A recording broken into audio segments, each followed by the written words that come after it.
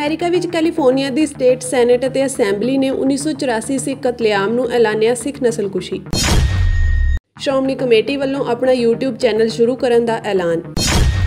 ਤੇਜ਼ ਮੀਂਹ ਕਾਰਨ ਲਾਹੌਰ ਦੇ ਜਾਮਨ ਪਿੰਡ ਵਿੱਚ ਸਥਿਤ ਇਤਿਹਾਸਕ ਗੁਰਦੁਆਰਾ ਸਾਹਿਬ ਦੀ ਇਮਾਰਤ ਦਾ ਇੱਕ ਹਿੱਸਾ ਨੁਕਸਾਨਿਆ।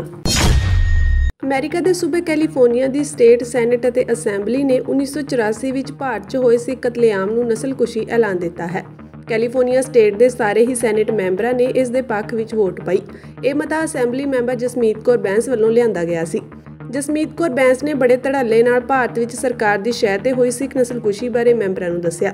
ਦੱਸ ਦਈਏ ਕਿ ਇਸ ਤੋਂ ਪਹਿਲਾਂ ਅਮਰੀਕਾ ਤੇ ਕੈਨੇਡਾ ਦੇ ਹੋਰ ਕਈ ਸੂਬੇ ਵੀ 1984 ਸਿੱਖ ਕਤਲੇਆਮ ਨੂੰ ਨਸਲਕੁਸ਼ੀ ਐਲਾਨ ਚੁੱਕੇ ਹਨ। First Sikh elected to serve in the California state legislature and on behalf of the nearly 30 million Sikhs living throughout the world, let me take this opportunity to thank you for refusing to sanitize history. Sikh children throughout the world grow up hearing about the terrible stories of what happened to our people in India in 1984. It is difficult to find a Sikh family that was not in some way directly affected by the violence, destruction, and murder, and the genocide that occurred with the consent and participation of the Indian government. 1984 is a year every Sikh person knows, and we all know it was a genocide. Unfortunately, that fact has been purposely and tactfully hidden from the world. Most history books fail to use the term genocide and minimize the number of deaths that occurred, as well as the role of the Indian government played in orchestrating attacks against its own citizens. Prime Minister Modi has tried to scrub the truth from India's history by claiming that the violence was not directed at any particular community and was instead an attack on the whole nation. Shiromani Gurdwara Prabandhak Committee ਨੇ ਗੁਰਬਾਣੀ ਪ੍ਰਸਾਰਣ ਨੂੰ ਲੈ ਕੇ ਵੱਡਾ ਫੈਸਲਾ ਲਿਆ ਹੈ। Sub committee ਦੀ ਸਿਫਾਰਿਸ਼ਾਂ ਤੋਂ ਬਾਅਦ ਹੁਣ ਸ਼੍ਰੋਮਣੀ ਗੁਰਦੁਆਰਾ ਪ੍ਰਬੰਧਕ ਕਮੇਟੀ ਦੇ ਪ੍ਰਧਾਨ ਹਰਜਿੰਦਰ ਸਿੰਘ ਧਾਮੀ ਨੇ ਕਮੇਟੀ ਦਾ 24 ਜੁਲਾਈ 2023 ਤੋਂ ਆਪਣਾ 24 ਘੰਟੇ ਦਾ YouTube ਚੈਨਲ ਸ਼ੁਰੂ ਕਰਨ ਦਾ ਐਲਾਨ ਕਰ ਦਿੱਤਾ ਹੈ। ਇਸ ਦਾ ਨਾਮ ਹੋਵੇਗਾ ਸੱਚਖੰਡ ਸ੍ਰੀ ਹਰਿਮੰਦਰ ਸਾਹਿਬ ਸ੍ਰੀ ਅੰਮ੍ਰਿਤਸਰ, ਜਿਸ ਤੇ ਸ਼੍ਰੋਮਣੀ ਗੁਰਦੁਆਰਾ ਪ੍ਰਬੰਧਕ ਕਮੇਟੀ ਦਾ ਲੋਗੋ ਲੱਗਿਆ ਹੋਵੇਗਾ। ਗੁਰਬਾਣੀ ਪ੍ਰਸਾਰਣ ਦੇ ਸਾਰੇ ਅਧਿਕਾਰ ਸ਼੍ਰੋਮਣੀ ਗੁਰਦੁਆਰਾ ਪ੍ਰਬੰਧਕ ਕਮੇਟੀ ਦੇ ਕੋਲ ਹੋਣਗੇ। ਕਿਸੇ ਹੋਰ ਚੈਨਲ ਨੂੰ ਰੀਸਟ੍ਰੀਮ ਕਰਨ ਦਾ ਅਧਿਕਾਰ ਨਹੀਂ ਹੋਵੇਗਾ। ਇਸ ਤੋਂ ਇਲਾਵਾ ਸ਼੍ਰੋਮਣੀ ਗੁਰਦੁਆਰਾ ਪ੍ਰਬੰਧਕ ਕਮੇਟੀ ਆਪਣਾ ਨਵਾਂ ਸੈਟੇਲਾਈਟ ਚੈਨਲ ਵੀ ਖੋਲ੍ਹਣ ਜਾ ਰਹੀ ਹੈ। ਇਸ ਦੇ ਲਈ ਕਮੇਟੀ ਵੱਲੋਂ ਭਾਰਤ ਦੇ ਸੂਚਨਾ ਮੰਤਰਾਲੇ ਨੂੰ ਚਿੱਠੀ ਲਿਖੀ ਗਈ ਹੈ। ਇਸ ਮਾਮਲੇ ਵਿੱਚ ਸੂਚਨਾ ਮੰਤਰੀ ਕੋਲੋਂ ਮਿਲਣ ਦਾ ਸਮਾਂ ਵੀ ਮੰਗਿਆ ਗਿਆ ਹੈ। ਪਰ ਸ਼੍ਰੋਮਣੀ ਗੁਰਦੁਆਰਾ ਪ੍ਰਬੰਧਕ ਕਮੇਟੀ ਨੇ ਸਾਫ਼ ਨਹੀਂ ਕੀਤਾ ਹੈ ਕਿ PTC ਦਾ ਸੈਟੇਲਾਈਟ ਕੰਟਰੈਕਟ ਜਿਹੜਾ 24 ਜੁਲਾਈ ਨੂੰ ਖਤਮ ਹੋ ਰਿਹਾ ਹੈ ਉਸ ਦਾ ਕੀ ਹੋਵੇਗਾ, ਕਿਉਂਕਿ TV ਚੈਨਲ ਸ਼ੁਰੂ ਕਰਨ ਦੇ ਲਈ ਸ਼੍ਰੋਮਣੀ ਗੁਰਦੁਆਰਾ ਪ੍ਰਬੰਧਕ ਕਮੇਟੀ ਨੂੰ ਫਿਲਹਾਲ ਸਮਾਂ ਲੱਗੇਗਾ। ਉਧਰ ਸੂਤਰਾਂ ਮੁਤਾਬਕ ਸ਼੍ਰੋਮਣੀ ਗੁਰਦੁਆਰਾ ਪ੍ਰਬੰਧਕ ਕਮੇਟੀ PTC ਦਾ ਕੰਟਰੈਕਟ ਅਗਲੇ 3 ਮਹੀਨੇ ਦੇ ਲਈ ਵਧਾ ਸਕਦੀ ਹੈ। ਸ਼੍ਰੋਮਣੀ ਗੁਰਦੁਆਰਾ ਪ੍ਰਬੰਧਕ ਕਮੇਟੀ ਤੋਂ PTC ਨੇ 3 ਮਹੀਨੇ ਦਾ ਐਕਸਟੈਂਸ਼ਨ ਵੀ ਮੰਗਿਆ ਹੈ। ਸ਼੍ਰੋਮਣੀ ਗੁਰਦੁਆਰਾ ਪ੍ਰਬੰਧਕ ਕਮੇਟੀ ਦੇ ਪ੍ਰਧਾਨ ਨੇ ਦੱਸਿਆ ਕਿ ਸਾਨੂੰ ਹਰ ਸਾਲ 2 ਕਰੋੜ ਰੁਪਏ ਸ਼੍ਰੋਮਣੀ ਗੁਰਦੁਆਰਾ ਪ੍ਰਬੰਧਕ ਕਮੇਟੀ ਕੋਲੋਂ ਮਿਲਦੇ ਸਨ, ਪਰ ਹੁਣ ਆਪਣਾ ਟੈਲੀਕਾਸਟ ਕਰਨ ਦੇ ਲਈ ਪੈਸੇ ਖਰਚ ਕਰਨੇ ਪੈਣਗੇ। ਗੁਰਬਾਣੀ ਦੇ ਪ੍ਰੋਡਕਸ਼ਨ ਲਈ ਸ਼੍ਰੋਮਣੀ ਗੁਰਦੁਆਰਾ ਪ੍ਰਬੰਧਕ ਕਮੇਟੀ ਨੇ ਵੱਖ-ਵੱਖ ਕੰਪਨੀਆਂ ਕੋਲੋਂ ਕੋਟੇਸ਼ਨ ਮੰਗੀ ਸੀ, ਜਿਸ ਦੇ ਲਈ 3 ਕੰਪਨੀਆਂ ਨੇ ਅਪਲਾਈ ਕੀਤਾ ਸੀ। ਪਹਿਲੀ ਕੰਪਨੀ ਦਾ ਨਾਂ ਸੀ ਦਿੱਲੀ ਦੀ ਲਾਮਹਾ ਸੈਟੇਲਾਈਟ ਪ੍ਰਾਈਵੇਟ ਲਿਮਟਿਡ, ਜਿਸ ਨੇ ਮਹੀਨੇ ਦੇ 21 ਲੱਖ ਰੁਪਏ ਮੰਗੇ ਸਨ। ਇਸ ਦੇ ਲਈ ਕੰਪਨੀ ਨੇ 4 ਕੈਮਰੇ ਲਗਾਉਣ ਦੀ ਪੇਸ਼ਕਸ਼ ਰੱਖੀ ਸੀ। ਦੂਜੀ ਕੰਪਨੀ ਸੀ ਸਾਇੰਸ ਸਟਾਰ, ਜਿਸ ਨੇ 12,20,000 ਮਹੀਨੇ ਦੀ ਟੈਲੀਕਾਸਟ ਦੀ ਕੋਟੇਸ਼ਨ ਰੱਖੀ ਸੀ। ਅੰਸਕ੍ਰਿਤੀ ਕਮਿਊਨੀਕੇਸ਼ਨ ਨਵੀਂ ਦਿੱਲੀ ਦੀ ਕੰਪਨੀ ਨੇ 12 ਲੱਖ ਮਹੀਨੇ ਵਿੱਚ ਟੈਲੀਕਾਸਟ ਕਰਨ ਦੀ ਆਫਰ ਕੀਤੀ ਸੀ। ਸਬ ਕਮੇਟੀ ਨੇ ਸਾਰਿਆਂ ਦੀ ਕੋਟੇਸ਼ਨ ਵੇਖਣ ਤੋਂ ਬਾਅਦ ਸਿਫਾਰਿਸ਼ ਕੀਤੀ ਕਿ ਸਭ ਤੋਂ ਘੱਟ 12 ਲੱਖ ਆਫਰ ਕਰਨ ਵਾਲੀ ਕੰਪਨੀ ਅੰਸਕ੍ਰਿਤੀ ਨੂੰ ਪ੍ਰੋਡਕਸ਼ਨ ਕਰਨ ਦਿੱਤਾ ਜਾਵੇ। ਪ੍ਰਧਾਨ ਸ਼੍ਰੋਮਣੀ ਗੁਰਦੁਆਰਾ ਪ੍ਰਬੰਧਕ ਕਮੇਟੀ ਨੇ ਦੱਸਿਆ ਕਿ ਸਮਝੌਤਾ ਸਿਰਫ 3 ਮਹੀਨੇ ਦੇ ਲਈ ਹੋਇਆ ਹੈ। ਕਮੇਟੀ ਜਲਦ ਹੀ ਆਪਣੇ ਕੈਮਰੇ ਅਤੇ ਟੀਮ ਤਿਆਰ ਕਰੇਗੀ। ਸ਼੍ਰੋਮਣੀ ਗੁਰਦੁਆਰਾ ਪ੍ਰਬੰਧਕ ਕਮੇਟੀ ਦੇ ਪ੍ਰਧਾਨ ਨੇ ਦੱਸਿਆ ਕਿ ਸਬ ਕਮੇਟੀ ਨੇ ਇਸ ਤੋਂ ਇਲਾਵਾ ਆਪਣਾ ਸੈਟੇਲਾਈਟ ਚੈਨਲ ਖੋਲ੍ਹਣ ਦੀ ਸਿਫਾਰਿਸ਼ ਵੀ ਕੀਤੀ ਸੀ, ਜਿਸ ਨੂੰ ਮਨਜ਼ੂਰ ਕਰ ਲਿਆ ਗਿਆ ਹੈ। ਇਸ ਦੇ ਲਈ ਸ਼੍ਰੋਮਣੀ ਗੁਰਦੁਆਰਾ ਪ੍ਰਬੰਧਕ ਕਮੇਟੀ ਇੱਕ ਕੰਪਨੀ ਬਣਾਏਗੀ, ਜਿਸ ਦੇ ਜ਼ਰੀਏ ਲਾਇਸੈਂਸ ਅਪਲਾਈ ਕੀਤਾ ਜਾਵੇਗਾ।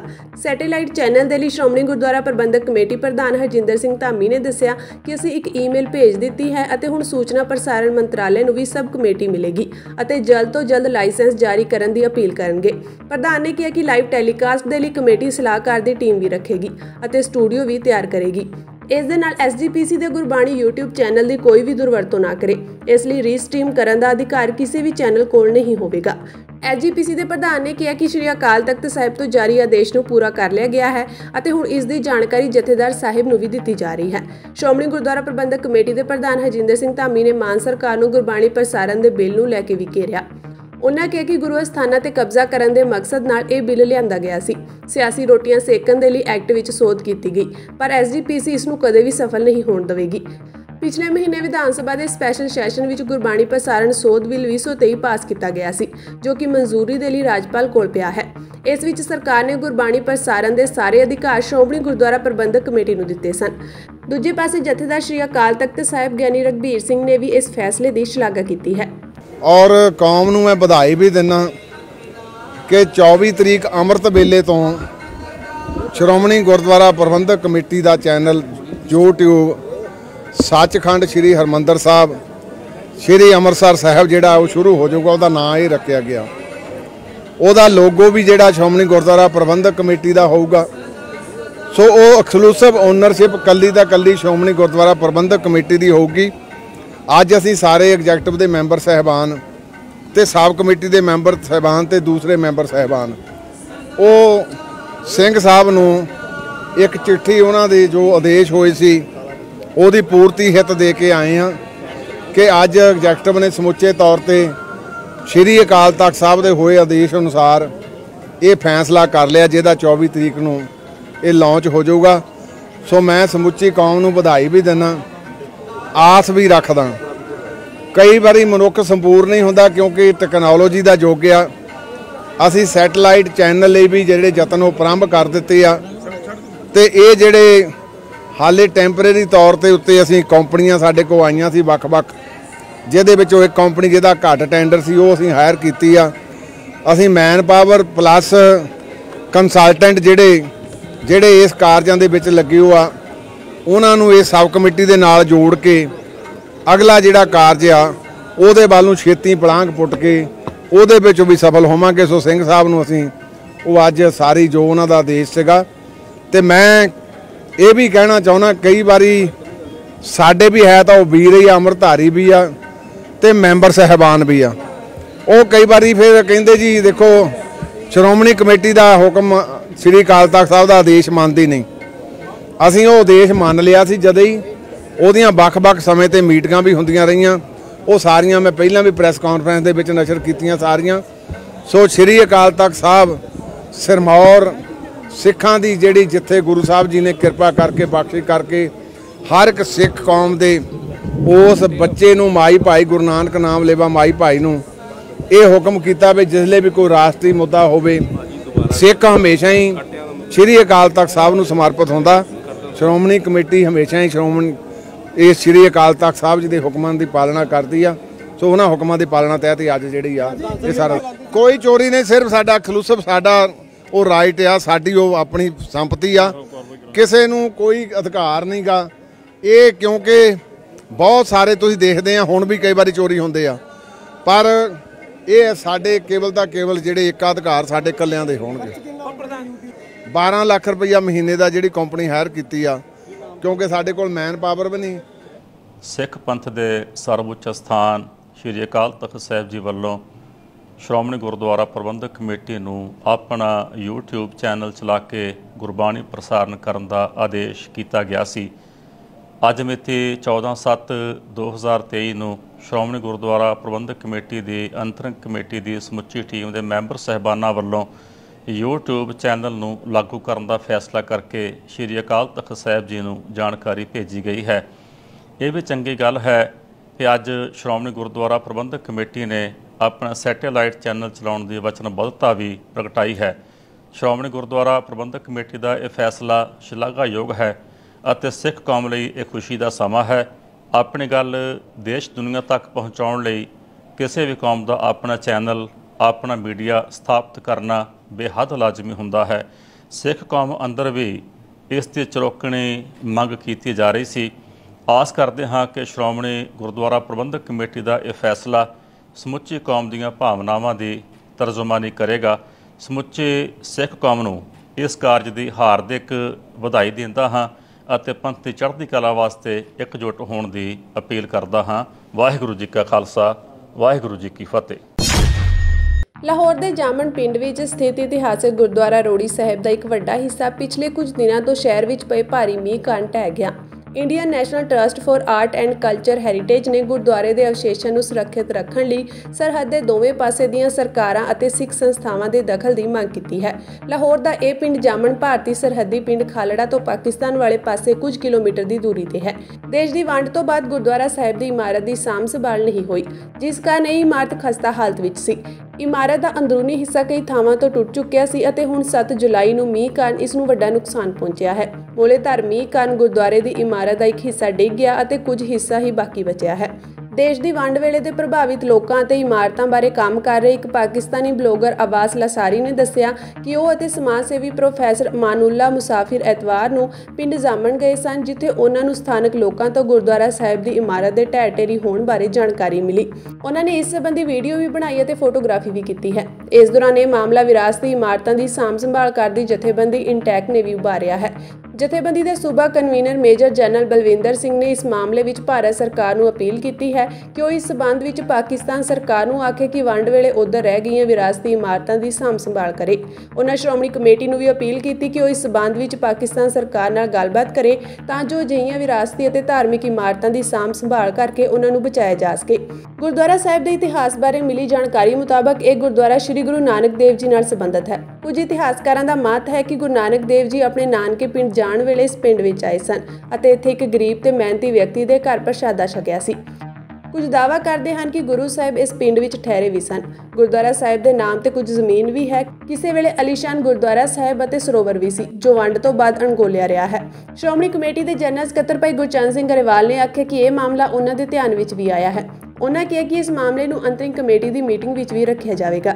ਇਸ ਮਾਮਲੇ ਵਿੱਚ ਪਾਕਿਸਤਾਨ ਸਿੱਖ ਗੁਰਦੁਆਰਾ ਪ੍ਰਬੰਧਕ ਕਮੇਟੀ ਅਤੇ ਪਾਕਿਸਤਾਨ ਔਕਾਫ ਬੋਰਡ ਨੂੰ ਵੀ ਅਪੀਲ ਕੀਤੀ ਜਾਵੇਗੀ ਕਿ ਅਜਿਹੀਆਂ ਇਤਿਹਾਸਕ ਅਤੇ ਧਾਰਮਿਕ ਇਮਾਰਤਾਂ ਦੀ ਸਾਂਭ ਸੰਭਾਲ ਕੀਤੀ ਜਾਵੇ।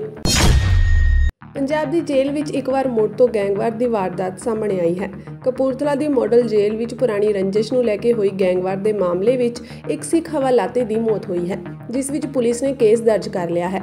ਥਾਣਾ ਕੋਤਵਾਲੀ ਪੁਲਿਸ ਨੇ 7 ਕੈਦੀਆਂ ਤੇ 16 ਹਵਾਲਾਤੀਆਂ ਖਿਲਾਫ ਕਤਲ ਦਾ ਮਾਮਲਾ ਦਰਜ ਕੀਤਾ ਹੈ। ਪੁਲਿਸ ਨੇ ਇਸ ਮਾਮਲੇ ਵਿੱਚ ਜੇਲ੍ਹ ਐਕਟ ਕੁੱਟਮਾਰ ਸਮੇਤ ਹੋਰ ਧਾਰਾਵਾਂ ਜੋੜੀਆਂ ਹਨ। ਥਾਣਾ ਕੋਤਵਾਲੀ ਦੀ ਪੁਲਿਸ ਨੇ ਸਿਵਲ ਹਸਪਤਾਲ ਵਿੱਚ 3 ਜ਼ਖਮੀ ਹਵਾਲਾਤੀਆਂ ਦੇ ਬਿਆਨ ਵੀ ਦਰਜ ਕੀਤੇ ਹਨ। ਉਧਰ ਜੇਲ੍ਹ ਦੇ ਸੁਰੱਖਿਆ ਵਾਰਡ ਅਤੇ 3 ਬੈਰਕਾਂ ਦੇ ਕੋਲ ਲੱਗੇ CCTV ਫੁਟੇਜ ਖੰਗਾਲੇ ਜਾ ਰਹੇ ਹਨ। ਮਾਡਰਨ ਜੇਲ੍ਹ ਕਪੂਰਥਲਾ ਦੇ ਸਹਾਇਕ ਸੁਪਰਡੈਂਟ ਹਿਮੰਤ ਸ਼ਰਮਾ ਨੇ ਥਾਣਾ ਕੋਤਵਾਲੀ ਦੀ ਪੁਲਿਸ ਨੂੰ ਸ਼ਿਕਾਇਤ ਵਿੱਚ ਦੱਸਿਆ ਕਿ ਉਸ ਨੂੰ ਜੇਲ੍ਹ ਵਿੱਚ ਕੰਟਰੋਲ ਰੂਮ ਦੀ ਡਿਊਟੀ ਤੇ ਤੈਨਾਤ ਵਾਰਡ ਪੂਰਨ ਸਿੰਘ ਨੇ ਇਤਲਾਹ ਦਿੱਤੀ ਸੀ ਕਿ ਬੈਰਕ ਨੰਬਰ 6, 7 ਅਤੇ 8 ਵਿੱਚ ਬੰਦ ਹਵਾਲਾਤੀ ਅਤੇ ਉਹਨਾਂ ਦੇ ਸਾਥੀ ਇਕੱਠੇ ਹੋ ਕੇ ਸੁਰੱਖਿਆ ਵਾਰਡ E ਦੀ ਚੱਕੀ ਨੰਬਰ 17 ਵਿੱਚ ਬੰਦ 28 ਸਾਲਾ ਹਵਾਲਾਤੀ ਸਿਮਰਨਜੀਤ ਸਿੰਘ ਉਰਫ ਸਿਮਰ ਨਿਵਾਸੀ ਧੀਰਪੁਰ ਥਾਣਾ ਕਪੂਰਥਲਾ ਤੇ ਪੁਰਾਣੀ ਰੰਜਿਸ਼ ਦੇ ਚੱਲਦੇ ਹਮਲਾ ਕਰਨ ਦੇ ਲਈ ਸੁਰੱਖਿਆ ਦਸਤੇ ਅਤੇ ਫੇਜ਼ 2 ਦੇ ਗੇਟ ਤੇ ਇਕੱਠੇ ਹੋ ਗਏ ਹਨ। ਦੱਸਿਆ ਜਾ ਰਿਹਾ ਹੈ ਕਿ ਉਹਨਾਂ ਦੇ ਹੱਥਾਂ ਵਿੱਚ ਲੋਹੇ ਦੀ ਰੋਡ ਸੀ, ਜਿਸ ਦੇ ਜ਼ਰੀਏ ਉਹਨਾਂ ਨੇ ਚੱਕੀ ਵਿੱਚ ਬੰਦ ਸਿਮਰਨਜੀਤ ਸਿੰਘ ਤੇ ਹਮਲਾ ਕਰ ਦਿੱਤਾ। 4 ਜ਼ਖਮੀ ਹਵਾਲਾਤੀਆਂ ਨੂੰ ਫੌਰਨ ਸਿਵਲ ਹਸਪਤਾਲ ਵਿੱਚ ਭਰਤੀ ਕਰਵਾਇਆ ਗਿਆ ਹੈ। ਇਸ ਤੋਂ ਇਲਾਵਾ ਸਿਮਰਨਜੀਤ ਸਿੰਘ ਨੂੰ ਗੰਭੀਰ ਹਾਲਤ ਦੇ ਚੱਲਦਿਆਂ ਅੰਮ੍ਰਿਤਸਰ ਰੈਫਰ ਕਰ ਦਿੱਤਾ ਗਿਆ ਸੀ, ਪਰ ਇਲਾਜ ਦੇ ਦੌਰਾਨ ਉਸ ਦੀ ਮੌਤ ਹੋ ਗਈ। ਥਾਣਾ ਕੋਤਵਾਲੀ SHO ਰਮਨ ਕੁਮਾਰ ਨੇ ਦੱਸਿਆ ਕਿ ਪੁਲਿਸ ਨੇ ਕਤਲ ਵਿੱਚ ਵਰਤੇ ਜਾਣ ਵਾਲੇ 5 ਲੋਹੇ ਦੇ ਰੋੜਾਂ ਨੂੰ ਬਰਾਮਦ ਕਰ ਲਿਆ ਹੈ। CCTV ਫੁਟੇਜ ਵੀ ਖੰਗਾਲੀ ਜਾ ਰਹੀ ਹੈ। ਕਿਸਾਨ ਆਗੂ ਜਗਜੀਤ ਸਿੰਘ ਡੱਲੇਵਾਲ ਨੇ ਸਰਕਾਰ ਤੇ ਨਿਸ਼ਾਨੇ ਸਾਧੇ ਹਨ। ਉਹਨਾਂ ਨੇ ਆਪਣੇ ਫੇਸਬੁੱਕ ਪੇਜ ਤੇ ਇੱਕ ਵੀਡੀਓ ਜਾਰੀ ਕਰਦਿਆਂ ਕਿਹਾ ਕਿ ਪੰਜਾਬ ਵਿੱਚ ਹੜ੍ਹਾਂ ਨੇ ਤਬਾਹੀ ਮਚਾਈ ਹੋਈ ਹੈ। ਹੋਰ ਰਾਜਾਂ ਨੂੰ ਜਾਣ ਵਾਲੀਆਂ ਨਹਿਰਾਂ ਦਾ ਪਾਣੀ ਵੀ ਬੰਦ ਕੀਤਾ ਹੋਇਆ ਹੈ ਅਤੇ ਸੂਬੇ ਵਿੱਚ ਕਿਸਾਨਾਂ ਦੀ ਤਬਾਹੀ ਹੋ ਰਹੀ ਹੈ। ਉਹਨਾਂ ਨੇ ਸਵਾਲ ਕਰਦਿਆਂ ਕਿਹਾ ਕਿ ਜਦੋਂ ਸਰਕਾਰਾਂ ਤੋਂ ਪੁੱਛਿਆ ਜਾਂਦਾ ਹੈ ਕਿ ਹੜ੍ਹਾਂ ਦੌਰਾਨ ਜਾਂ ਜ਼ਿਆਦਾ ਮੀਂਹ ਦੌਰਾਨ ਸੂਬੇ ਵਿੱਚ ਤਬਾਹੀ ਮਚਾ ਰਹੇ ਪਾਣੀ ਨੂੰ ਹੋਰ ਇਲਾਕਿਆਂ ਵਿੱਚ ਪਹੁੰਚਾ ਦਿੱਤਾ ਜਾਵੇ ਜਿੱਥੇ ਪਾਣੀ ਦੀ ਖਾਸ ਲੋੜ ਹੈ, ਤਾਂ ਸਰਕਾਰ ਕੋਲ ਇੱਕੋ ਹੀ ਜਵਾਬ ਹੁੰਦਾ ਹੈ ਕਿ ਮੀਂਹ ਅਤੇ ਹੜ੍ਹਾਂ ਦਾ ਪਾਣੀ ਛੱਡਣ ਨਾਲ ਨਹਿਰਾਂ ਬੰਦ ਹੋ ਜਾਣਗੀਆਂ। ਡੱਲੇਵਾਲ ਨੇ ਕਿਹਾ ਕਿ ਇਹਨਾਂ ਗੱਲਾਂ ਨੂੰ ਲੈ ਕੇ ਨਹਿਰਾਂ ਬੰਦ ਕਰ ਦਿੱਤੀਆਂ ਜਾਂਦੀਆਂ ਹਨ, ਜਿਸ ਕਾਰਨ ਸੂਬੇ ਵਿੱਚ ਲੋਕਾਂ ਦੀਆਂ ਫਸਲਾਂ ਤਬਾਹ ਹੋ ਗਈਆਂ, ਲੋਕਾਂ ਦੇ ਪਸ਼ੂ ਮਰ ਗਏ ਅਤੇ ਕਈਆਂ ਦੇ ਘਰ ਵੀ ਬਰਬਾਦ ਹੋ ਗਏ। ਉਹਨਾਂ ਨੇ ਸਰਕਾਰ ਤੇ ਇਲਜ਼ਾਮ ਲਗਾਉਂਦਿਆਂ ਕਿਹਾ ਕਿ ਸਰਕਾਰ ਵੱਲੋਂ ਲੱਖਾਂ ਆਮ ਲੋਕਾਂ ਦੀ ਜ਼ਿੰਦਗੀ ਨੂੰ ਮੌਤ ਦੇ ਮੂੰਹ ਵਿੱਚ ਧੱਕਣਾ ਅਤੇ ਲੱਖਾਂ ਏਕੜ ਫਸਲਾਂ ਦੀ ਬਰਬਾਦੀ ਤੋਂ ਸਿੱਧ ਹੁੰਦਾ ਹੈ ਕਿ ਸਰਕਾਰ ਲਈ ਲੋਕਾਂ ਦੀ ਜ਼ਿੰਦਗੀ ਅਤੇ ਫਸਲਾਂ ਦੀ ਬਰਬਾਦੀ ਕੋਈ ਅਹਿਮੀਅਤ ਨਹੀਂ ਰੱਖਦੀ, क्योंकि सरकार ਲਈ ਹੜ੍ਹ ਕਾਰਨ ਨਹਿਰਾਂ ਵਿੱਚ ਮਿੱਟੀ ਨੂੰ ਆਉਣ ਤੋਂ ਰੋਕਣਾ ਅਹਿਮ ਹੈ। ਇਸ ਲਈ ਆਮ ਲੋਕਾਂ ਨੂੰ ਮੌਤ ਦੇ ਮੂੰਹ ਵਿੱਚ ਧੱਕ ਕੇ ਪੰਜਾਬ ਤੋਂ ਬਾਹਰ ਜਾ ਰਹੀਆਂ ਨਹਿਰਾਂ ਨੂੰ ਬੰਦ ਕਰਕੇ ਲੋਕਾਂ ਨੂੰ ਮੌਤ ਦੇ ਮੂੰਹ ਵਿੱਚ ਧੱਕਿਆ ਗਿਆ। ਇਸ ਦੇ ਨਾਲ ਹੀ ਉਹਨਾਂ ਨੇ ਸਾਰੀਆਂ ਕਿਸਾਨ ਜਥੇਬੰਦੀਆਂ ਅਤੇ ਲੋਕਾਂ ਨੂੰ ਅਪੀਲ ਕਰਦਿਆਂ ਕਿਹਾ ਕਿ ਜਿਸ ਕੋਲ ਵੀ ਸੁੱਕੀ ਜ਼ਮੀਨ ਪਈ ਹੈ ਉਹ ਹੜ੍ਹਾਂ ਦੀ ਮਾਰ ਝੱਲ ਰਹੇ ਕਿਸਾਨਾਂ ਲਈ ਪਨੀਰੀ ਬੀਜਣ। ਉਹਨਾਂ ਨੇ ਸੂਬੇ ਦੇ ਕਿਸਾਨਾਂ ਨੂੰ ਬੇਨਤੀ ਕੀਤੀ ਕਿ ਜਿਨ੍ਹਾਂ ਕੋਲ ਝੋਨੇ ਦੀ ਜਾਂ ਬਾਸਮਤੀ ਦੀ ਪਨੀਰੀ ਵਾਧੂ ਖੜੀ ਹੈ ਉਹ ਜਿਨ੍ਹਾਂ ਕਿਸਾਨ ਭਰਾਵਾਂ ਦਾ ਝੋਨਾ ਮਰ ਗਿਆ ਹੈ ਉਹਨਾਂ ਦੀ ਪਾਣੀ ਉਤਰਨ ਤੋਂ ਬਾਅਦ ਝੋਨਾ ਲਗਾਉਣ ਲਈ ਆਪਸ ਵਿੱਚ ਮਦਦ ਕਰੋ ਅਤੇ ਜਿਨ੍ਹਾਂ ਕਿਸਾਨਾਂ ਦੇ ਖੇਤ ਉੱਚੇ ਤੇ ਜਿੱਥੇ ਪਾਣੀ ਨਹੀਂ ਆਉਂਦਾ ਉਹ ਵੀ ਝੋਨੇ ਦੀ PR 126 ਅਤੇ ਬਾਸਮਤੀ ਦੀ ਪਨੀਰੀ ਬੀਜਣ ਤਾਂ ਜੋ ਉਹਨਾਂ ਵੀਰਾਂ ਦਾ ਵੀ ਝੋਨਾ ਲੱਗ ਸਕੇ ਜਿਨ੍ਹਾਂ ਦਾ ਝੋਨਾ ਇਸ ਕਰੋਪੀ ਕਾਰਨ ਮਰ ਗਿਆ ਹੈ। ਕਿ ਇੰਨੀ ਬਾਰਿਸ਼ ਇੰਨਾ ਤੂਫਾਨ ਆਇਆ ਕਿ ਜਿਹਦੇ ਨਾਲ ਕਿਸਾਨਾਂ ਦਾ ਵੱਡੀ ਪੱਧਰ ਤੇ ਨੁਕਸਾਨ ਹੋਇਆ। हाँ अज ये ठीक है गल, कोई साडी गल सुन के कह सकता है कि जी हजे तो फसलां बीजी दियां सी, हजे किहड़ा नुकसान है। अगर इहनूं तुसीं ध्यान नाल देखोगे तो पिछले लंबे समय तो साडे मुख मंत्री जी, साडे खेतीबाड़ी मंत्री जी लगातार इस गल दे उत्ते यतनशील सी, किसानां नूं कह रहे सी कि सीधी बिजाई करो, सीधी बिजाई करो, असीं 1500 रुपया प्रति किला देवांगे। उस नूं मनदियां, इन्हां दीयां हदायतां नूं मनदियां, इन्हां दीयां अपीलां नूं मनदियां वड्डी पद्धर दे उत्ते किसानां ने सीधी बिजाई कीती ते जिहड़ी ओह सीधी बिजाई कीती सी ना, उस सीधी बिजाई दे नाल ओह सारी दी सारी तैश नैश हो गई, खत्म हो गई ते उन्हां किसानां कोले हुण पनीरी भी नहीं बची। मुख्यमंत्री जी हुण पनीरी है नहीं उन्हां कोले और झोना डुब गया, मर गया। हुण की करनगे? है कोई हीला? है कितों हल? कितों हल नहीं। हाँ तुसीं ये जरूर कह सकते भी साडे की बस है, ये मीह आ गया। मैं इत्थे जरूर गल करनी चाहूँगा। मैं तुहाडे मंत्री जी का बयान सुन रहा सीगा, पंचायत मंत्री का। उन्हें कहा कि बारिश आई है जी, कुदरती आफत है, सरकार दी कोई कसूर नहीं, सरकार की कर सकती है। ते नाल मगरले पासे कह गया भी किसानां ने खाले ढाते, किसानां ने खाले ढा के वाहनां दे विच रला ले जिहदे करके ये हड़ आया। मैं हैरान हाँ यार, इहदा मतलब कोई कम करदे ना ते जे हड़ आ गए तो तां भी किसानां ने लियाता।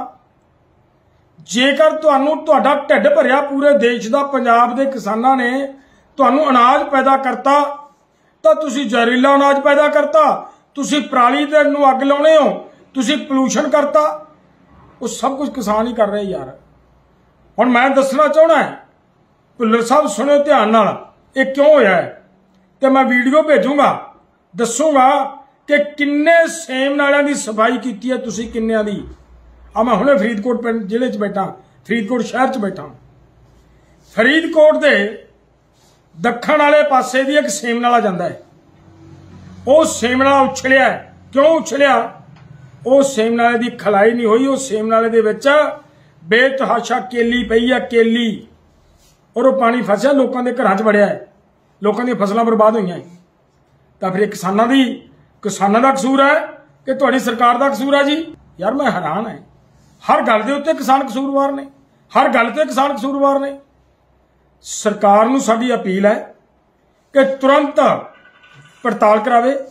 वड्डी पद्धर ते नुकसान हो गया उन्हां किसानां दा जिन्हां किसानां ने तुहाडे मगर लग के सीधी बिजाई कीती, पनीरियां नहीं उन्हां कोले, देवे सरकार उन्हां नूं अगली फसल का प्रबंध की करके दिंदी है। सो मेरी किसानां नूं भी हथ जोड़ के बेनती है भरावो, जिहदे कोले भी पनीरी वाधू होवे, जिहदे कोले भी होवे, किरपा करके आपां अपने भरा ने उन्हां दी सपोर्ट करिए। जिहदे कोले पनीरी वाधू हैगी आ वो वेचण दी बजाए अपने गुआढ़ी नूं, अपने भरा नूं आवाज मार के कहो कि भी भरा मेरे कोले पनीरी है, ਉਹਦੇ ਨਾਲ ਉਹਦੀ ਫਸਲ ਲਵਾਈਏ। ਸਰਕਾਰ ਨੇ ਜੋ ਕਰਨਾ ਸੀ ਸਾਡੇ ਨਾਲ ਕਰਤਾ ਤੇ ਸਰਕਾਰ ਨੂੰ ਵੀ ਅਸੀਂ ਇਹ ਬੇਨਤੀ ਕਰਦੇ ਹਾਂ, ਮੁੜ ਕੇ ਮੁੱਖ ਮੰਤਰੀ ਤੁਸੀਂ ਇਹ ਕਹਿੰਦੇ ਹੁੰਦੇ ਹੋ ਕਿ ਇਹ ਤਾਂ ਜੀ ਜਗ੍ਹਾ ਵੇਂਦੇ ਆ, ਵਜ੍ਹਾ ਨਹੀਂ ਵੇਂਦੇ। ਆ ਹੁਣ ਵਜ੍ਹਾ ਹੈ ਜਿਹੜੀ ਦੱਸ ਕੇ ਹਟਿਆ।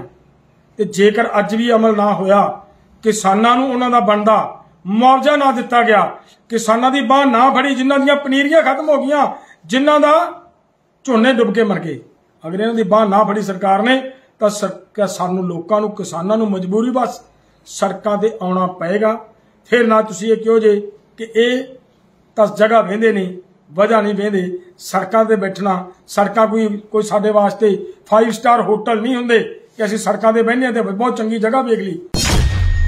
ਪੰਜਾਬ ਦੇ ਕਈ ਜ਼ਿਲ੍ਹੇ ਇਸ ਸਮੇਂ ਹੜ੍ਹਾਂ ਦੀ ਮਾਰ ਹੇਠ ਹਨ। ਇਸੇ ਦੌਰਾਨ ਮੁੱਖ ਮੰਤਰੀ ਭਗਵੰਤ ਮਾਨ ਅੱਜ ਹੜ੍ਹਾਂ ਦੀ ਮਾਰ ਹੇਠ ਆਏ ਫਿਰੋਜ਼ਪੁਰ ਦੇ ਇਲਾਕਿਆਂ ਦਾ ਜਾਇਜ਼ਾ ਲੈਣ ਪਹੁੰਚੇ। ਉਹਨਾਂ ਨੇ ਲੋਕਾਂ ਨੂੰ ਭਰੋਸਾ ਦਿਵਾਇਆ ਕਿ ਪੰਜਾਬ ਸਰਕਾਰ ਉਹਨਾਂ ਦੇ ਨਾਲ ਹਮੇਸ਼ਾ ਖੜੀ ਹੈ। ਮਾਨ ਨੇ ਕਿਹਾ ਕਿ ਇਹ ਸਮਾਂ ਰਾਜਨੀਤੀ ਕਰਨ ਦਾ ਨਹੀਂ ਹੈ, ਸਗੋਂ ਫਸੇ ਹੋਏ ਲੋਕਾਂ ਨੂੰ ਬਚਾਉਣਾ ਹੈ। ਉਹਨਾਂ ਨੇ ਕਿਹਾ ਕਿ ਲੋਕਾਂ ਦੀ ਮਦਦ ਕਰਨ ਵਿੱਚ ਸਰਕਾਰ ਕਿਸੇ ਵੀ ਤਰ੍ਹਾਂ ਦੀ ਕਸਰ ਨਹੀਂ ਛੱਡ ਰਹੀ। ਮਾਨ ਨੇ ਕਿਹਾ ਕਿ ਬੇਸ਼ੱਕ ਆਫਤ ਵੇਲੇ ਕੋਈ ਸਾਥ ਨਹੀਂ ਦੇ ਰਿਹਾ, ਪਰ ਫਿਰ ਵੀ ਪੰਜਾਬ ਦਾ ਦਿਲ ਬਹੁਤ ਵੱਡਾ ਹੈ। ਪੰਜਾਬ ਪੂਰੀ ਦੁਨੀਆ ਨੂੰ ਬਚਾਉਣ ਵਾਲਾ ਹੈ। ਮਾਨ ਨੇ ਕਿਹਾ ਕਿ ਲੋਕਾਂ ਨੂੰ ਸੁਰੱਖਿਅਤ ਥਾਵਾਂ ਉੱਤੇ ਪਹੁੰਚਾਉਣ ਲਈ ਫੌਜ ਦੀ ਮਦਦ ਲਈ ਜਾ ਰਹੀ ਹੈ। ਮਾਨ ਵੱਲੋਂ ਬਿਪਤਾ ਮਾਰੇ ਲੋਕਾਂ ਨੂੰ ਹਰ ਮਦਦ ਦੇਣ ਦਾ ਭਰੋਸਾ ਦਿੱਤਾ ਗਿਆ ਹੈ। ਮਾਨ ਨੇ ਐਲਾਨ ਕੀਤਾ ਕਿ ਜੇਕਰ ਕਿਸੇ ਦਾ ਘਰ ਢਹਿ ਗਿਆ ਹੈ ਤਾਂ ਉਸ ਨੂੰ 1,25,000 ਰੁਪਏ ਦਿੱਤੇ ਜਾਣਗੇ। ਕਿਸੇ ਪਸ਼ੂ ਦਾ ਨੁਕਸਾਨ ਹੋ ਜਾਂਦਾ ਹੈ ਤਾਂ ਲੱਖ ਰੁਪਏ ਮੁਆਵਜ਼ਾ ਦਿੱਤਾ ਜਾਵੇਗਾ। ਮਾਨ ਨੇ ਕਿਹਾ ਕਿ ਸਾਰੇ ਵਰਗਾਂ ਨੂੰ ਮੁਆਵਜ਼ਾ ਮਿਲੇਗਾ। ਇਸ ਦੇ ਨਾਲ ਹੀ ਮਾਨ ਨੇ ਕਿਹਾ ਕਿ ਸਰਕਾਰ ਕਿਸਾਨਾਂ ਨੂੰ ਖਰਾਬ ਹੋਈਆਂ ਫਸਲਾਂ ਦਾ ਮੁਆਵਜ਼ਾ ਵੀ ਦੇਵੇਗੀ। ਉਹਨਾਂ ਨੇ ਕਿਹਾ ਕਿ ਖੇਤ ਮਜ਼ਦੂਰਾਂ ਨੂੰ ਵੀ ਮੁਆਵਜ਼ਾ ਦਿੱਤਾ ਜਾਵੇਗਾ। ਉਹਨਾਂ ਕਿਹਾ ਕਿ ਮਾਨ ਸਰਕਾਰ ਹਰ ਪਿੰਡ ਅਤੇ ਹਰ ਘਰ ਦੀ ਸਪੈਸ਼ਲ ਗਿਰਦਾਵਰੀ ਕਰਵਾਏਗੀ।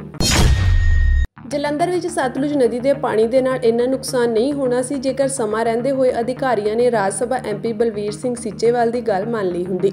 ਉਹਨਾਂ ਨੇ ਅਧਿਕਾਰੀਆਂ ਨੂੰ ਚੇਤਾਵਨੀ ਦਿੰਦੇ ਹੋਏ ਕਿਹਾ ਸੀ ਕਿ 11 ਕਰੋੜ ਦੇ ਚੱਕਰ ਵਿੱਚ 11,000 ਕਰੋੜ ਦਾ ਨੁਕਸਾਨ ਨਾ ਕਰਵਾ ਲੈਣਾ। ਦਰਅਸਲ ਸਤਲੁਜ ਨਦੀ ਦੇ ਨਾਲ ਲੱਗਦੇ ਸ਼ਾਹਕੋਟ ਵਿੱਚ ਗਿੱਦੜਪਿੰਡੀ ਰੇਲਵੇ ਸਟੇਸ਼ਨ ਪੁਲ ਦੇ ਹੇਠਾਂ ਸਮੇਂ ਰਹਿੰਦੇ ਵਿਭਾਗ ਨੇ ਸਫਾਈ ਨਹੀਂ ਕੀਤੀ, ਜਿਸ ਦੀ ਵਜ੍ਹਾ ਕਰਕੇ ਮੰਡਾਲਾ ਅਤੇ ਤੁਸੀਂ ਬੰਨ੍ਹ ਟੁੱਟ ਗਿਆ, ਜਿਸ ਦੀ ਵਜ੍ਹਾ ਕਰਕੇ 50 ਪਿੰਡ ਅਤੇ ਖੇਤ ਪਾਣੀ ਵਿੱਚ ਪੂਰੀ ਤਰ੍ਹਾਂ ਡੁੱਬ ਗਏ ਹਨ। ਗਿੱਦੜਪਿੰਡੀ ਰੇਲਵੇ ਪੁਲ ਦੇ ਹੇਠਾਂ ਗਾਦ ਨਹੀਂ ਕੱਢੀ ਗਈ, ਜਿਸ ਦਾ ਨਤੀਜਾ ਇਹ ਹੋਇਆ ਕਿ ਹਜ਼ਾਰਾਂ ਲੋਕਾਂ ਨੂੰ ਨੁਕਸਾਨ ਹੋਇਆ, ਜਿਸ ਦੀ ਸਫਾਈ ਦੇ ਲਈ ਰਾਜ ਸਭਾ ਦੇ MP ਸੰਤ ਸੀਚੇਵਾਲ ਨੇ ਅਧਿਕਾਰੀਆਂ ਨਾਲ ਮੀਟਿੰਗ ਵੀ ਕੀਤੀ ਸੀ ਅਤੇ ਪੱਤਰ ਲਿਖ ਕੇ ਚੇਤਾਵਨੀ ਵੀ ਦਿੱਤੀ ਸੀ, ਪਰ ਇਸ ਨੂੰ ਗੰਭੀਰਤਾ ਨਾਲ ਨਹੀਂ ਲਿਆ ਗਿਆ, ਜਿਸ ਦਾ ਨਤੀਜਾ ਸਾਹਮਣੇ ਹੈ। ਸੰਤ ਸੀਚੇਵਾਲ ਦੇ ਅਧਿਕਾਰੀਆਂ ਨਾਲ ਇੱਕ ਮੀਟਿੰਗ ਦਾ ਵੀਡੀਓ ਵੀ ਵਾਇਰਲ ਹੋ ਰਿਹਾ ਹੈ। ਇਸ ਮੀਟਿੰਗ ਵਿੱਚ ਕੈਬਨਿਟ ਮੰਤਰੀ ਗੁਰਮੀਤ ਸਿੰਘ ਮੀਤਹਿਰ ਵੀ ਮੌਜੂਦ ਸਨ, ਜਿਸ ਵਿੱਚ ਸਾਫ਼ ਸਫਾਈ ਦੇ ਲਈ ਅਧਿਕਾਰੀ 11 ਕਰੋੜ ਦੀ ਮੰਗ ਕਰ ਰਹੇ ਸਨ, ਪਰ ਸੰਤ ਸੀਚੇਵਾਲ ਨੇ ਉਹਨਾਂ ਨੂੰ ਸਮਝਾਇਆ ਕਿ 11 ਕਰੋੜ ਦੇ ਚੱਕਰ ਵਿੱਚ 11,000 ਕਰੋੜ ਦਾ ਨੁਕਸਾਨ ਨਾ ਕਰ ਲੈਣਾ। ਨਾਲ ਹੀ ਉਹ ਵਿਭਾਗ ਨੂੰ ਕਹਿ ਰਹੇ ਸਨ ਕਿ ਨਦੀ ਨਾਲ ਨਿਕਲਣ ਵਾਲੀ ਮਿੱਟੀ ਨੂੰ ਉਹ ਚੁੱਕਣ ਦੀ ਤਿਆਰੀ ਕਰਨ। ਉਹ ਮਿੱਟੀ ਨੂੰ ਆਪਣੇ ਹਿਸਾਬ ਨਾਲ ਵਰਤ ਲੈਣਗੇ, ਪਰ ਵਿਭਾਗ ਪਹਿਲਾਂ ਹਰ ਹਾਲ ਵਿੱਚ ਗਿੱਦੜਪਿੰਡੀ ਰੇਲਵੇ ਪੁਲ ਦੇ ਹੇਠਾਂ ਤੋਂ ਸਫਾਈ ਦਾ ਕੰਮ ਕਰਵਾਵੇ।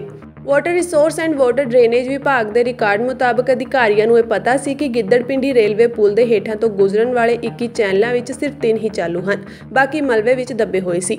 ਜ਼ਿਆਦਾਤਰ ਚੈਨਲਾਂ ਦੇ ਅੱਗੇ ਗਾਦ ਦੇ 12 ਤੋਂ 13 ਫੁੱਟ ਉੱਚੇ ਢੇਰ ਜਮ੍ਹਾਂ ਸੀ, ਜਿਸ ਦੀ ਵਜ੍ਹਾ ਕਰਕੇ ਪਾਣੀ ਦਾ ਪ੍ਰਵਾਹ ਰੁਕਿਆ ਹੋਇਆ ਸੀ।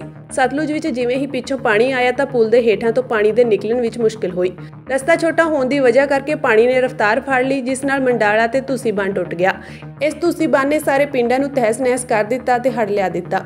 ਸਾਲ 2019 ਵਿੱਚ ਵੀ ਇਸੇ ਤਰ੍ਹਾਂ ਹੜ੍ਹ ਆਇਆ ਸੀ। ਉਸ ਵੇਲੇ ਹਾਲਾਤ ਤਕਰੀਬਨ ਇਸੇ ਤਰ੍ਹਾਂ ਸਨ। 2019 ਵਿੱਚ ਸਤਲੁਜ ਦੇ ਪਾਣੀ ਦਾ ਪੱਧਰ ਵਧਣ ਨਾਲ ਤਕਰੀਬਨ 1200 ਕਰੋੜ ਰੁਪਏ ਦਾ ਨੁਕਸਾਨ ਹੋਇਆ ਸੀ। ਲੋਕਾਂ ਦੇ ਘਰਾਂ ਤੇ ਖੇਤਾਂ ਵਿੱਚ ਤਬਾਹੀ ਮਚੀ ਸੀ। 3 ਸਾਲ ਬਾਅਦ ਫਿਰ ਉਹ ਹਾਲ ਹੈ। ਸਰਕਾਰ ਅਤੇ ਅਧਿਕਾਰੀਆਂ ਨੇ 2019 ਵਿੱਚ ਆਏ ਹੜ੍ਹਾਂ ਤੋਂ ਕੁਝ ਨਹੀਂ ਸਿੱਖਿਆ ਹੈ। ਜੇਕਰ ਸਮੇਂ ਰਹਿੰਦੇ water resource and water drainage ਵਿਭਾਗ ਨੇ ਪੁਲ ਦੇ ਹੇਠਾਂ ਸਫਾਈ ਦਾ ਕੰਮ ਕੀਤਾ ਹੁੰਦਾ ਤਾਂ ਅੱਜ ਇਹ ਹਾਲ ਨਹੀਂ ਹੋਣਾ ਸੀ। ਮੀਂਹ ਕਾਰਨ ਸੁਖਨਾ ਝੀਲ ਦੇ ਪਾਣੀ ਦਾ ਪੱਧਰ ਇੱਕ ਵਾਰ ਫਿਰ ਖਤਰੇ ਦੇ ਨਿਸ਼ਾਨ ਤੇ ਪਹੁੰਚ ਗਿਆ ਹੈ, ਜਿਸ ਤੋਂ ਬਾਅਦ ਝੀਲ ਦੇ ਪਾਣੀ ਦਾ ਪੱਧਰ ਵਧਣ ਦੇ ਕਾਰਨ ਫਿਰ ਤੋਂ ਫਲੱਡ ਗੇਟ ਖੋਲ੍ਹ ਦਿੱਤੇ ਗਏ ਹਨ। ਇਸ ਦੀ ਜਾਣਕਾਰੀ ਚੰਡੀਗੜ੍ਹ ਟ੍ਰੈਫਿਕ ਪੁਲਿਸ ਨੇ ਇੱਕ ਟਵੀਟ ਕਰਦਿਆਂ ਦਿੱਤੀ ਹੈ।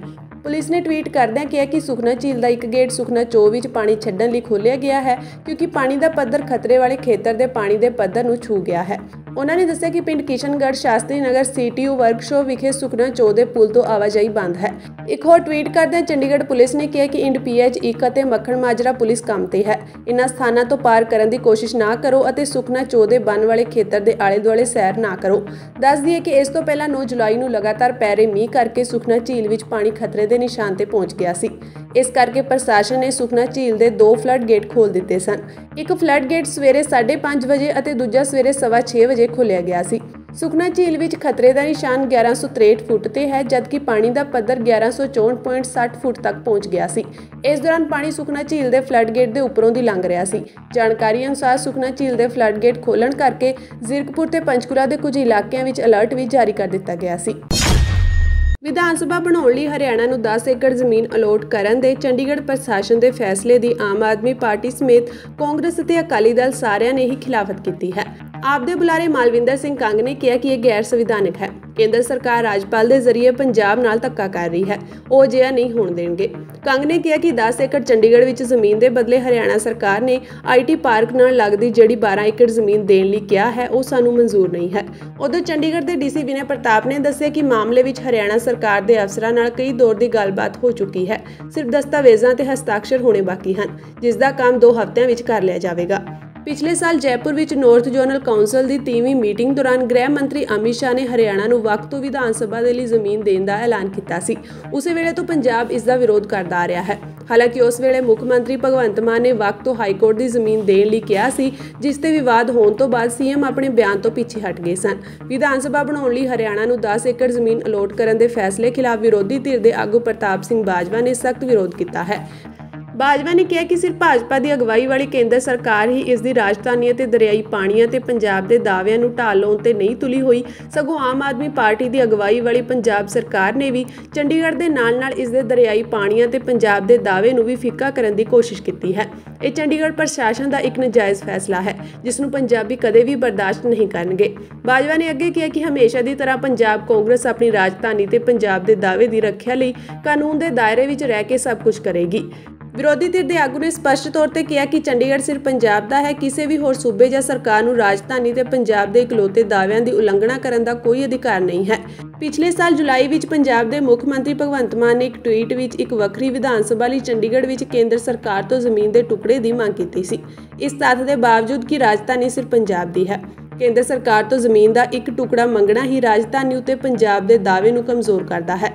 बाजवा ने कहा कि यह पहला मौका नहीं है जो केंद्र की भाजपा सरकार ने राजधानी विच पंजाब के इकल्ले अधिकारां की उलंघना करने की कोशिश की होवे।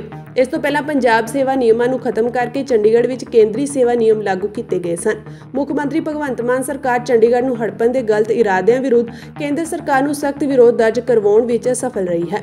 पंजाब के मुख मंत्री नूं इस बारे अगलेरी कार्रवाई बारे फैसला लैण तो पहला सर्व पार्टी मीटिंग बुलाउणी चाहिदी है।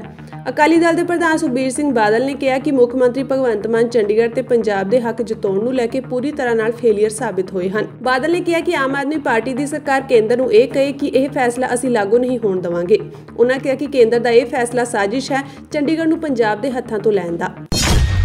हर दौरान पंजाब विच सियासत भी रज के हो रही है। लोगों की मदद के बहाने सियासतदान अपने हिमायतियों नाल एक दूजे तो अगे लंघण की कोशिश कर रहे हैं। इसे दौरान समाणा के पिंड सस्सां गुजरां विच कैबिनेट मंत्री चेतन सिंह जोड़ माजरा ते कैप्टन अमरिंदर सिंह की धी जय इंदर विचाले तिखी बहस हो गई।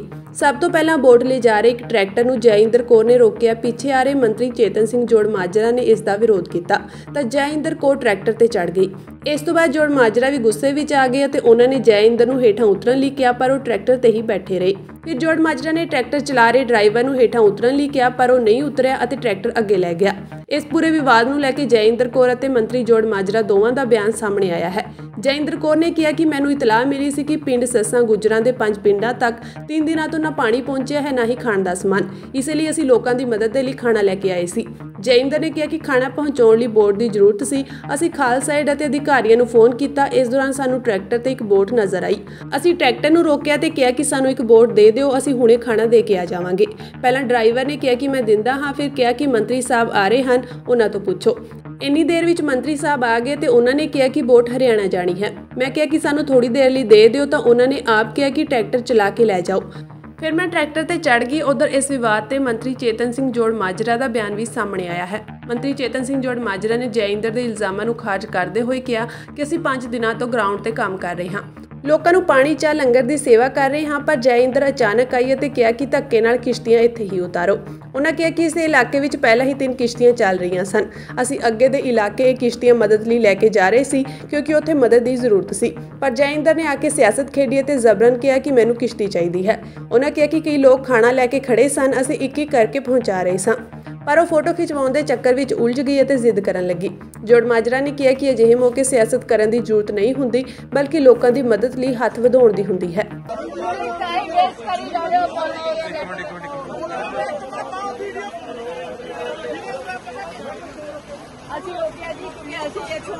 खाना पे दे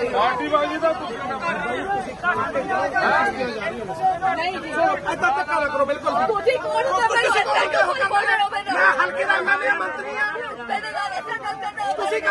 ਬਿਲਕੁਲ ਗਲਤ ਕਰ ਰਹੇ ਹੋ ਤੁਸੀਂ ਬਿਲਕੁਲ ਗਲਤ ਕਰ ਰਹੇ ਹੋ 4 ਦਿਨ ਲੈ ਕੇ ਜਾਓ ਤੁਸੀਂ ਨਹੀਂ ਹੱਲਣਾ ਬਿਨਾਂ ਗੱਲਬਾਤ ਤੋਂ ਅੱਜ ਤੁਸੀਂ ਆ ਕੇ ਲੱਗ ਰਹੇ ਹੋ ਲੱਗਾ ਤੁਸੀਂ ਕਿਵੇਂ ਕੀ ਕਰ ਰਹੇ ਹੋ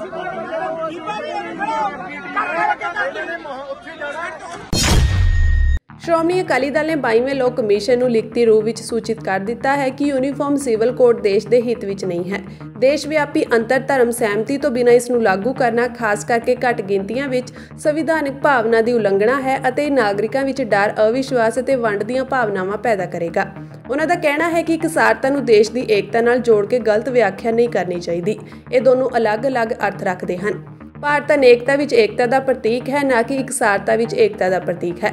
ਇੱਕ ਸੱਚਾ ਸੰਘੀ ਢਾਂਚਾ ਹੀ ਸਾਡੀਆਂ ਸਮੱਸਿਆਵਾਂ ਦਾ ਹੱਲ ਕਰ ਸਕਦਾ ਹੈ ਅਤੇ ਭਾਰਤ ਨੂੰ ਇੱਕ ਵਿਸ਼ਵੀ ਮਹਾਸ਼ਕਤੀ ਬਣਾ ਸਕਦਾ ਹੈ। ਯੂਨੀਫਾਰਮ ਸਿਵਲ ਕੋਡ ਵਰਗੇ ਸੰਵੇਦਨਸ਼ੀਲ ਮੁੱਦਿਆਂ ਤੇ ਦੇਸ਼ ਭਗਤ ਸਿੱਖ ਭਾਈਚਾਰੇ ਦੀਆਂ ਭਾਵਨਾਵਾਂ ਦਾ ਸਤਿਕਾਰ ਕੀਤਾ ਜਾਣਾ ਚਾਹੀਦਾ ਹੈ, ਕਿਉਂਕਿ ਸੰਵੇਦਨਸ਼ੀਲ ਸਰਹੱਦੀ ਰਾਜ ਪੰਜਾਬ ਵਿੱਚ ਸ਼ਾਂਤੀ ਅਤੇ ਫਿਰਕੂ ਸਦਭਾਵਨਾ ਇੱਕ ਪ੍ਰਮੁੱਖ ਰਾਸ਼ਟਰੀ ਤਰਜੀਹ ਬਣੀ ਰਹਿਣੀ ਚਾਹੀਦੀ ਹੈ।